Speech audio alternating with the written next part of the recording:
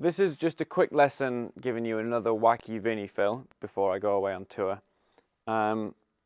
It's from a song called The Train Song, off an album called Jing Chi, and it's Robin Ford on guitar, Vinnie Colaiuta on drums. I'm not sure who the bass player is, so I'll put that up on the comments. The whole song is based around a groove that sounds kind of like this. 1, 2, 3, 4.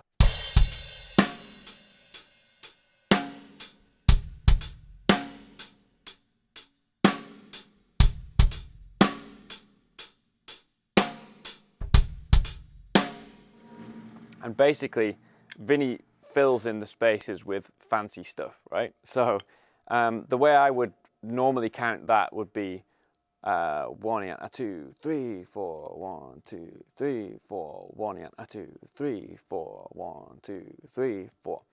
The way I've written it out and the way I'm going to explain it to you takes 2 of those beats and turns them into a bar of 4/4. So 2 quarter notes becomes 4 quarter notes. So we're going from what would be 30-second notes as the fastest things. We're taking those and making them into 16th notes.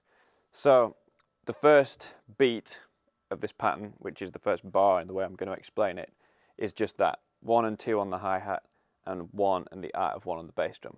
1, 2, 3, 4.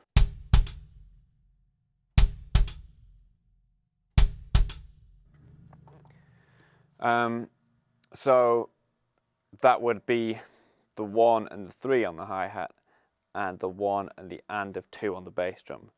1, 2, and 3.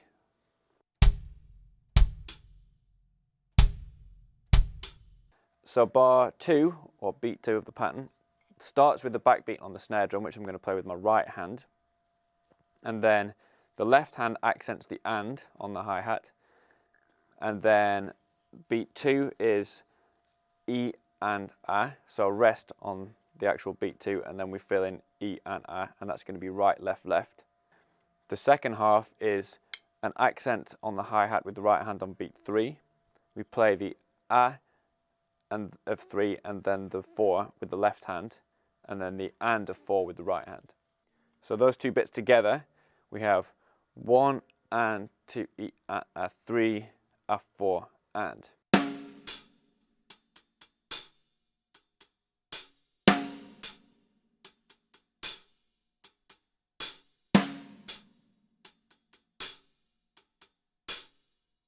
Okay, I'm going to play that and then I'm going to speed it up gradually until we get to the tempo of the groove, which is do, do, ga, boom. So between that ga and the boom is where we've got to fit this whole bar of stuff that we've just learned. So it's going to take a while, and you're really going to have to think about stick heights and things. You know, the quiet strokes want to start low. You want to make sure you're preparing plenty of time for the accents.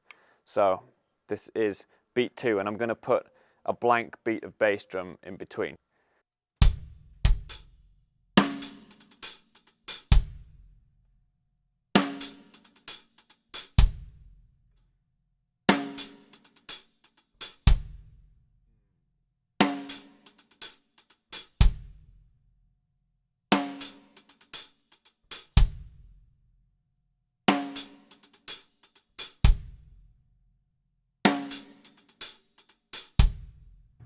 Okay, so I slowed it down for you.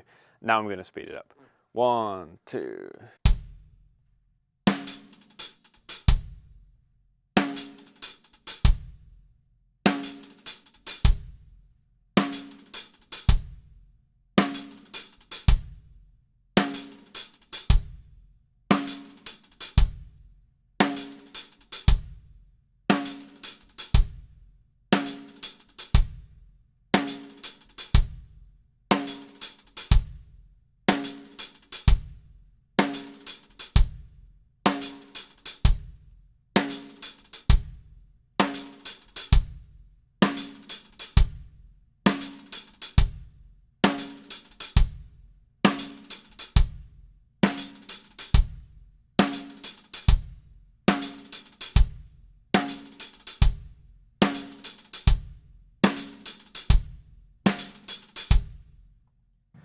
Okay, so when it gets up to that kind of tempo, it's very hard to keep the right spaces and play these notes in the right places. I was tending to make these double lefts on the out of 3 and the 4.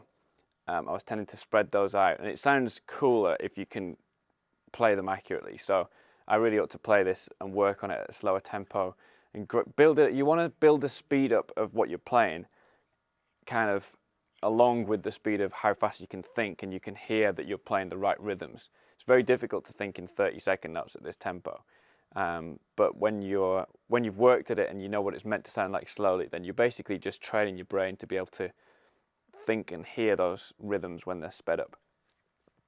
So beat 3 starts with the bass drum. So that's beat 3 of the main pattern. This is bar 3 of how I'm explaining it here. Starts with the bass drum, and the hands are basically playing an 8th note triplet and then 2 quavers, and doing that twice. It's going to be right, left, left, right, left, right, left, left, right, left.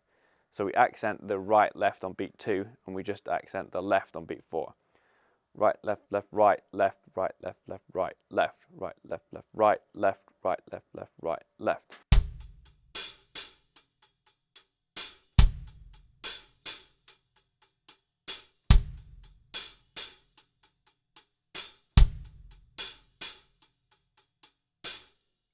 And I'm not sure whether he plays the downbeat on 3 or not. I think maybe he doesn't. So that would be right, left, left, right, left, rest, left, left, right, left.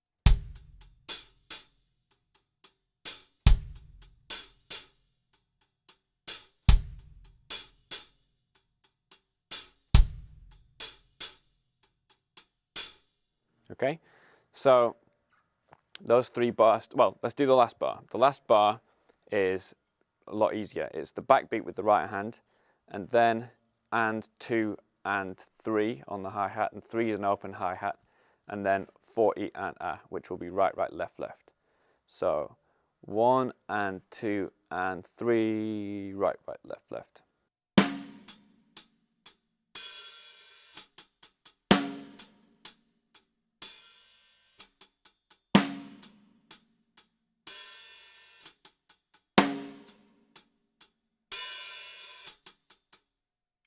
So, a lot to remember, but let's go through it slowly.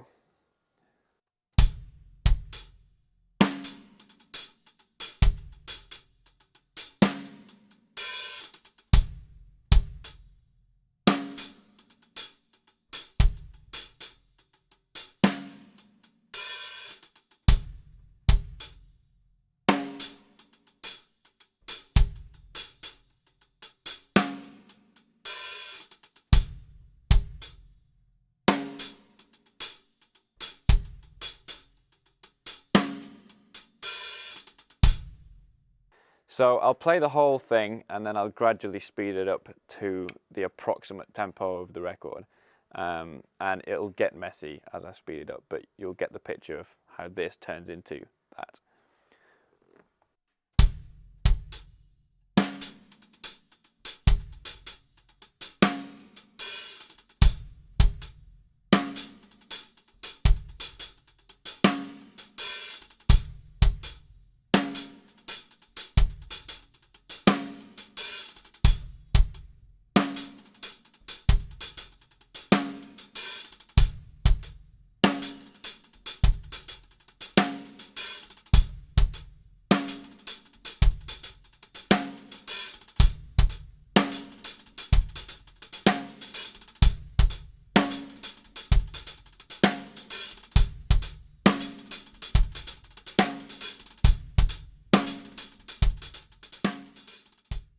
You basically want to get it to the stage where you're comfortable enough with it that you can put it in and you feel like you're controlling all of those individual strokes.